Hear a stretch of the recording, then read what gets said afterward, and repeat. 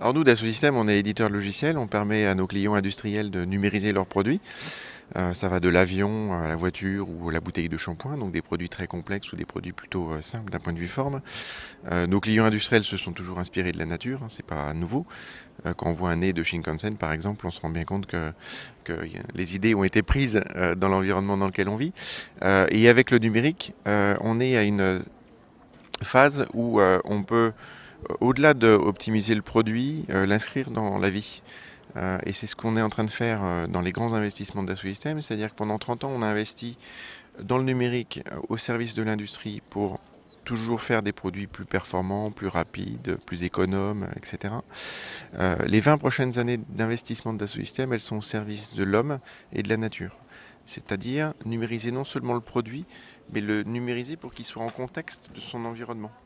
Hein, une voiture est aujourd'hui 100% numérique pour être produite, même pour être commercialisée, puisqu'on voit bien que maintenant les films de publicité sont numériques. Je vous en montrerai quelques exemples pendant la conférence. Mais une voiture, elle est conduite par un homme qui a son volant, et puis elle va agir dans un environnement, une route urbaine ou de campagne. Et donc ça fait un tout, puisqu'on se rend bien compte que maintenant la voiture, elle est connectée, donc elle interagit avec son environnement, et il faut non seulement piloter cet ensemble, mais l'optimiser. Donc ça, c'est les grands investissements.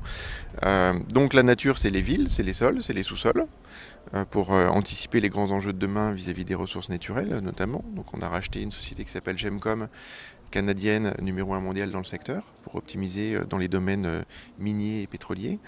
La vie et l'homme, c'est votre enveloppe corporelle, vos organes, jusqu'à vos molécules. Et sur le sujet moléculaire, on a acheté le numéro 1 mondial aussi, qui est américain, Axelris, basé à San Diego, qui permet aux industries de la chimie, des matériaux et du vivant de réfléchir aux molécules de demain, numériquement, pour les optimiser. Pour refaire le parallèle avec le sujet du biomimétisme, ça va avoir des conséquences assez importantes dans le futur. Pourquoi? Parce qu'on parle beaucoup de révolution industrielle dans la conférence du CBIOS. Et la révolution industrielle, elle est sous-jacente d'un certain nombre de grands leviers d'innovation. Elle arrive aujourd'hui et pas il y a 50 ans, pour tout un tas de raisons, notamment des nouveaux procédés de fabrication. Quand je parle de la fabrication additive, plus connue pour le grand public de l'impression en 3D, on va travailler par addition de matière plutôt que soustraction de matière. Donc de fait, par rapport à l'environnement, on va économiser du matériau, puisqu'on va mettre du matériau uniquement là où il est nécessaire. Et quand on parle de matériaux coûteux comme le titane, ça a un impact important. Mais quand on parle d'une maison avec des matériaux type béton, c'est aussi important.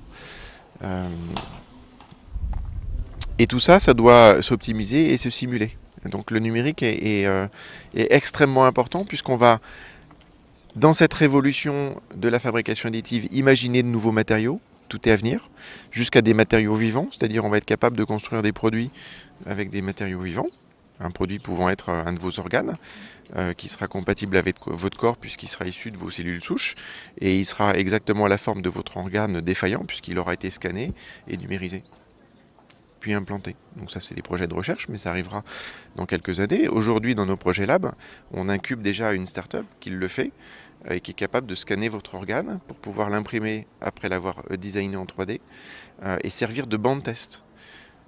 Et c'est déjà important, hein. Donc là, c'est pas de la science-fiction, c'est aujourd'hui que ça se passe. Pour l'enseignement, les jeunes étudiants en médecine vont arrêter de travailler sur des cadavres ou sur des animaux. Donc, on parle d'éthique.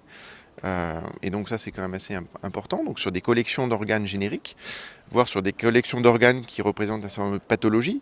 Hein. Et puis, pour le monde médical et opératoire, on va être capable de mieux préparer une intervention. Je scanne votre organe, donc spécifique au patient, pour pouvoir m'entraîner sur l'opération avant de réellement l'effectuer sur le corps du patient. Et donc améliorer les performances et surtout la qualité des soins. Et c'est pas dans 100 ans, c'est aujourd'hui. Voilà, donc c'est un petit peu tout ça l'enjeu. Et finalement, j'ai parlé beaucoup de matériaux, qui sont un des grands enjeux de l'industrie de demain. Le deuxième grand enjeu, c'est le design. Et le design, évidemment, s'inspire de la nature. Et aujourd'hui, avec ces nouvelles capacités de production, on peut fabriquer des choses qui étaient auparavant pas fabricables. Et ça lève tout un tas de barrières et ça ouvre tout un tas de possibilités.